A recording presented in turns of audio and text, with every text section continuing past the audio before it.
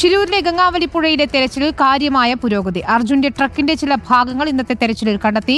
ലോറിയിൽ ഉണ്ടായിരുന്നു എന്ന് കരുതുന്ന തടിക്കഷ്ണവും കണ്ടെത്തിയിട്ടുണ്ട്. അതേസമയം പുഴയിൽ നിന്ന് 2 ടയറുകൾ ലഭിച്ചെങ്കിലും അത് അർജുന്റെ ലോറിയുടേതല്ലെന്ന് പരിശോധനയിൽ സ്ഥിരീകരിച്ചു. റിട്ടയർഡ് മേജർ ജനറൽ ഇന്ദ്രബാലനും ഷിരൂരിൽ തുടരുന്നുണ്ട്. AK അഭിലാഷ് നൽകും വിവരങ്ങൾ. അഭിലാഷ്, ഇന്നിപ്പോൾ കൃത്യമായ ലീഡൊന്നും ലഭിച്ചിട്ടില്ല, എങ്കിലും ഏറെ പ്രതീക്ഷകളുണ്ട്. നാളെ ഏത് രീതിയിലായിരിക്കും ദൗത്യം? വിനീത, കൃത്യമായ ഏകോപനവും അതോടൊപ്പം തന്നെ ദിശാബോധവും കൈവന്നതോടെ ഷിരൂരിലെ 3ാം ഘട്ട തെരച്ചിലിൻ്റെ 3ാം ദിവസം അവസാനിക്കുമ്പോൾ വളരെ വേഗത്തിലുള്ള തെരച്ചിൽ നടന്നു എന്ന് നമുക്ക് പറയാം. ഇന്ന് രാവിലെ എത്തിയ നാവികസേന ഡ്രഡ്ജറിന്റെ പ്രവർത്തനം പൂർണ്ണമായും ഏറ്റെടുക്കുകയും അവർ നേരത്തെ മാർക്ക് ചെയ്ത പോയിന്റ് 1, പോയിന്റ് 2 എന്നീ കേന്ദ്രീകരിച്ച് ഡ്രഡ്ജിംഗ് പ്രവർത്തികൾ ആരംഭിക്കുകയും ചെയ്തു.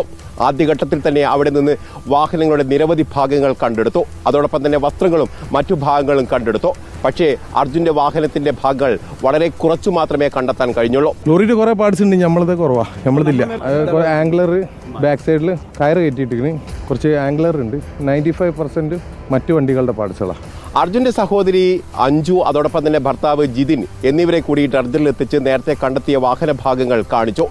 അതോടൊപ്പം തന്നെ വസ്ത്രങ്ങളടക്കം അവരെ കാണിച്ച് ഇക്കാര്യത്തിൽ ഒരു സ്ഥിരീകരണം നടത്തി. റിട്ടയർഡ് മേജർ ഇന്ദ്രബാലനടക്കം ഈ ഭാഗത്തേക്ക് എത്തുകയും അതോടൊപ്പം തന്നെ നാളെ നടത്താൻ പോകുന്ന തെരച്ചിലിന്റെ വിശദാംശങ്ങൾ ഇവരെ അറിയിക്കുകയും ചെയ്തു.